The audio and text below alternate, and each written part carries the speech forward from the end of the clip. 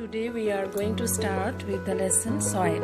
So as you can see in the pictures, there are seedlings growing in the soil, and in the second picture, as you can all see, worms are wriggling in the soil. So what you have to do is to fill up the picture, that is the blank that is given related to the picture. So here you can see plants grow in the soil and worms live in the soil. So the soil is not a layer of dirt and dust or mud only, but it is having a lot of life in it. And there are variety of insects, there are worms, there are reptiles, many other animals. They live in the soil. It also provides various minerals that is required for the plant to grow and develop. So all organisms live directly or indirectly with the soil. That means their life is dependent to the soil, and every living organism depends directly or indirectly on soil. So in this lesson we will be learning a lot more about the soil. Let us see the next page. But before that, what will you learn is about soil formation, soil profile, composition, types of soil, properties of soil, suitability of the soil for the crops, soil erosion and soil pollution. So here in this lesson we will cover up all these points, and after completion of the chapter you will all be aware of the different types of soils and how they are formed, what are the properties, composition, everything you will be knowing in relation to the soil. So let's see the next page. See the soil formation, how it takes place. The uppermost layer of the earth's surface is the soil, as you all know, and it is made up of mud, sand, rock particles, contains minerals, and there are also lots of dead and decayed plant and animal remains, which is called the humus. So how is the humus formed? By the accumulation of dead and decayed plant and animal remains. So that is the humus, and then slowly the soil forms. It takes a number of years to form a thin layer of soil by the breaking down of rocks, and the process by which the rock is broken down is called the weathering. So large particles of rock are broken down into smaller particles, and then it again develops into soil by breaking down into still smaller particles, and that is called as weathering. And weathering is caused by natural forces such as wind, water, snowfall, then roots of the plants also. So when the larger particles of rocks are broken down into still smaller particles, they are called as weathering. Now there are two types of weathering, one is physical and another one is chemical. So simply when the rock is broken down into smaller particles and slowly develops into soil without any change in the characteristic feature or the composition, that is the physical weathering. And chemical weathering is when the chemical nature of the rock changes. So here water can help to change the chemical composition of the rocks. So there are two types of weathering. Now the process of weathering is divided into three stages: stage 1, stage 2 and stage 3.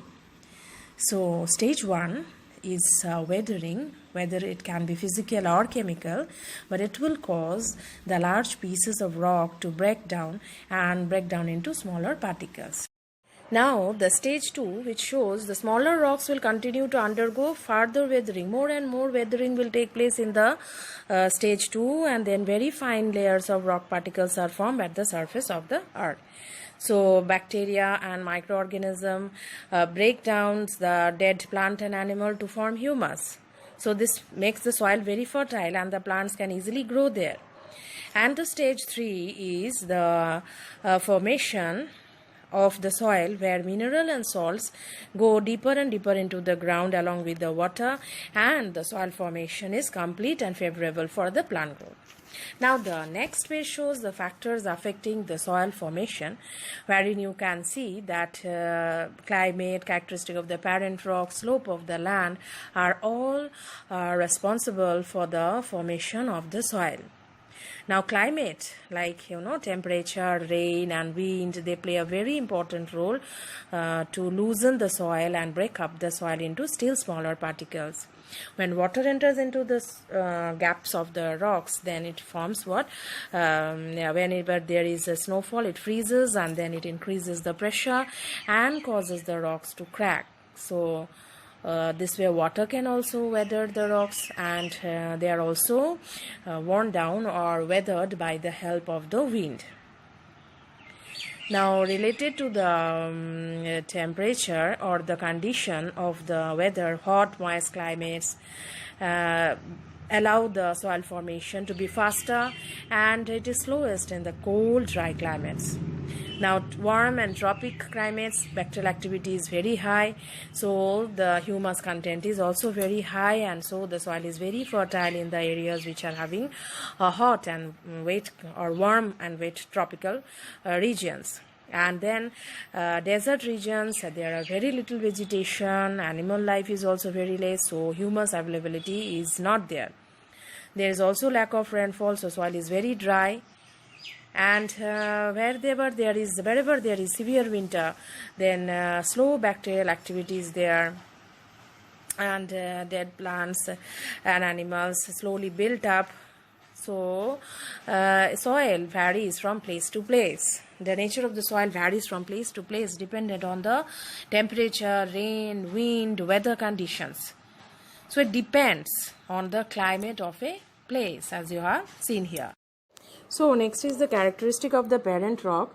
Now, what is the composition of the parent rock? It will also determine the nature of the soil. So suppose the parent rock contains a lot of calcium, the soil will also be rich in calcium. Next is the slope of the land. As you can see that the hilly areas are slopy, so the layer of soil is very thin, because water and wind can carry the soil down towards the plain, and in the plain land the soil is not actually disturbed, so there is a formation of thick layer.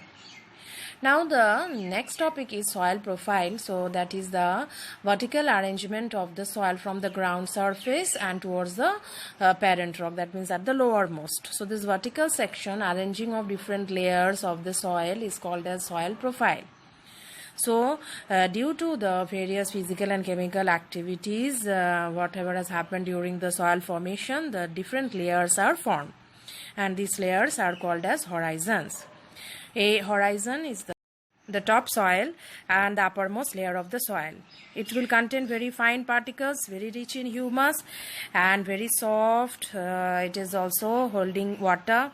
And above the top soil there is O horizon, which is rich in humus.